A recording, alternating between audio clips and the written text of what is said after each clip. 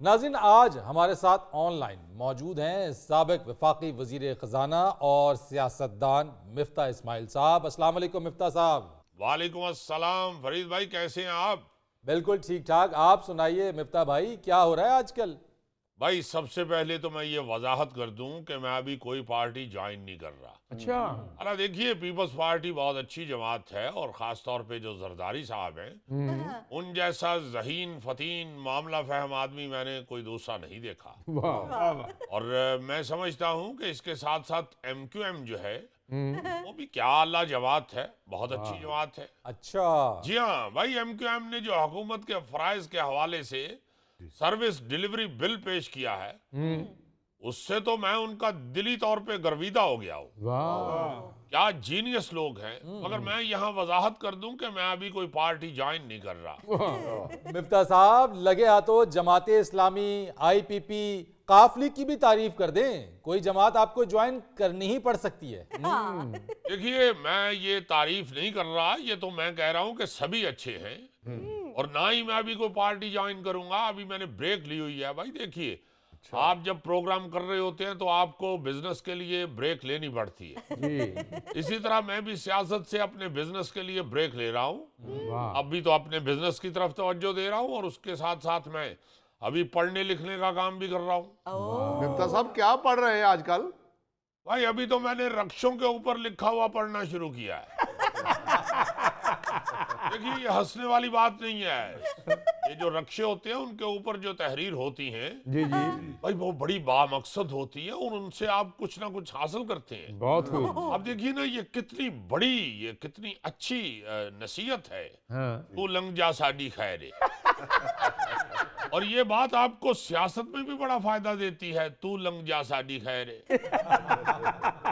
और फिर ये जो है बात के पप्पू यार तंग न कर, ये तो इस वक्त बहुत ही अहम बात है।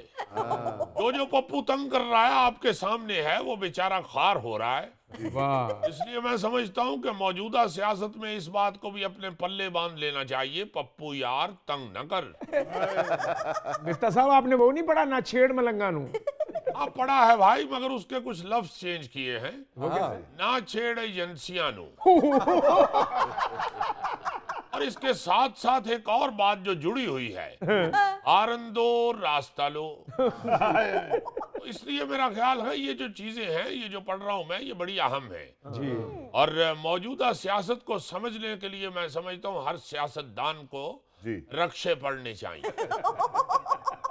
मिफ्ता साहब, गुफ्तगू से तो ऐसा लग रहा है कि आपको कोई पार्टी ज्वाइन नहीं करवा रही। हाँ। ये ऐसी बात हरगिज नहीं है और ना ही मैं अभी चाहता हूँ कोई पार्टी ज्वाइन करना। अभी मैं कुछ महीने के लिए वक्फा लूंगा। और ये देखें, गवर्नमेंट का बड़ा पैसा खर्च हुआ है। फैमिली प्लानिंग वाले बेचारों ने करोड़ों रुपया खर्च किया है, वक्फे के ऊपर उन्होंने जोर दिया है। तो मैं समझता हूँ कि अगर आवाम इस पे अमल नहीं कर रही तो सियासतदानों को ही अमल करना चाहिए। इस हवाले से मैंने वक्फा लिया है और इंशाल्लाह जब पार्टी कोई ज्वाइन करना चाहूंगा तो आपको जरूर बताऊंगा। तो मियां नवाज शरीफ से मुलाकात का कोई इम्कान? नहीं, अभी कोई ऐसा इम्कान भी नहीं है और ना ही अभी मैं मुलाकात करना चाहता हूँ। क्यों, नाराज है उनसे? नहीं, मैं तो उनसे नाराज नहीं हूँ। अलबत्ता मुझे खबर मिली है कि उनके गेट वाले मुझसे नाराज हैं। गेट वाले क्या मतलब मिफ्ता साहब? देखिए, नून लीग के और मेरे दरमियान जो मामला है वो कुछ यूं है कि पहले उन्होंने मुझे टिश्यू पेपर समझा, अच्छा। मैं बर्दाश्त कर गया। फिर उन्होंने मुझे डस्टबिन समझा, मैं बर्दाश्त कर गया। अब वो उस डस्टबिन को भी घर से बाहर रखना चाहते हैं।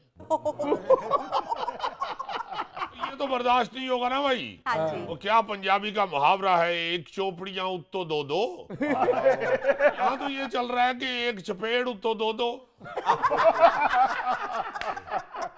मिफ्ता भाई, पढ़ तो रक्षे रहे हैं, लिख क्या रहे हैं आप?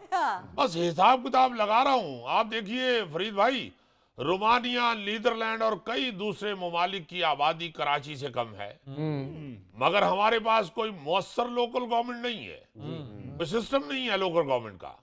दूसरी तरफ आप देखें कि अगर पंजाब को एक अलहदा मुल्क समझा जाए तो ये दुनिया का 11वां बड़ा मुल्क होगा। इतनी बड़ी आबादियों में आप देखिए कि सिर्फ एक ही अगर वजीर खजाना आप लगाएंगे, जबकि आपके पास और भी बहुत सारे खजाना के हवाले से दानिशवर मौजूद हैं तो फिर मुल्क कैसे चलेगा? असल में रट्टा वही है, यानी वजारत खजाना का, इसहाक डार साहब का। नहीं फरीद भाई, मेरा इसहाक डार साहब से कोई झगड़ा नहीं है, वो बड़े भाई हैं। देखिए, वजारत खजाना उनके पास है तो मेरे पास ही है। मैंने तो वैसे भी ख्वाहिश जाहिर की थी कि मुझे सिंध का गवर्नर लगा दिया जाए, और इस ख्वाहिश का इजहार मैंने इसहाक डार साहब के साथ भी किया था, और उनको वजाहत भी की थी कि देखिए इस वक्त गवर्नर सिंध जो है वो फ्रेंच का ट्रेंड चल रहा है।